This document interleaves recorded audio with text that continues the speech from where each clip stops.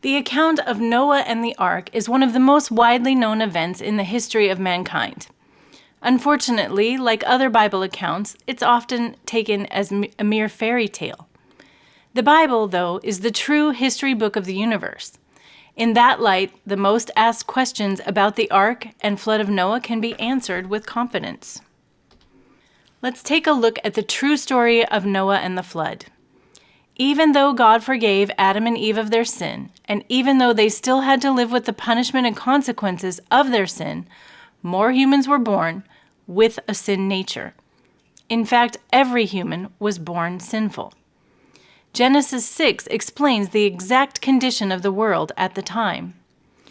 Now it came to pass, when men began to multiply on the face of the earth and daughters were born to them, that the sons of God saw the daughters of men, that they were beautiful, and they took wives for themselves of all whom they chose.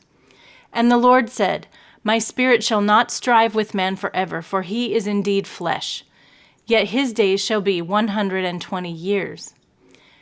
Then the Lord saw that the wickedness of man was great in the earth, and that every intent of the thoughts of his heart was only evil continually.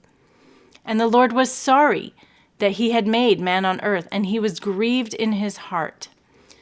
So the Lord said, I will destroy man whom I have created from the face of the earth, both man and beast, creeping thing and birds of the air, for I am sorry that I have made them. But Noah found grace in the eyes of the Lord.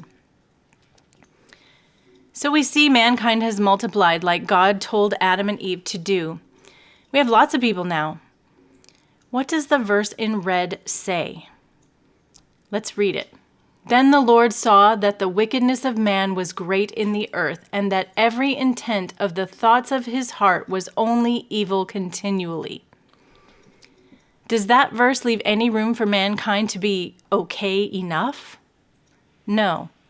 Evil was it. Mankind was entirely evil, sadly, as we are today. Sure, there are people who do good things, and you're probably one of them. But in the eyes of a holy God, we are all evil, and every intention of our hearts is evil. Only by God's grace and plan do we accomplish anything good or anything of value for his kingdom. So that was the condition of things as a man named Noah came onto the scene. What does it say in blue that Noah had? Noah had found grace in the eyes of the Lord. It's important when you think of famous people in the Bible like Noah to remember they are regular people. They are sinners like you and I. Noah was a sinner. A few verses further in chapter 6 describes Noah as righteous, except a sinner cannot be righteous in the eyes of God. Think of the word righteous as meaning right with God. But Noah found grace. It's as if God reached down and plucked out Noah and said, I will extend grace to this man. Noah did not earn that grace.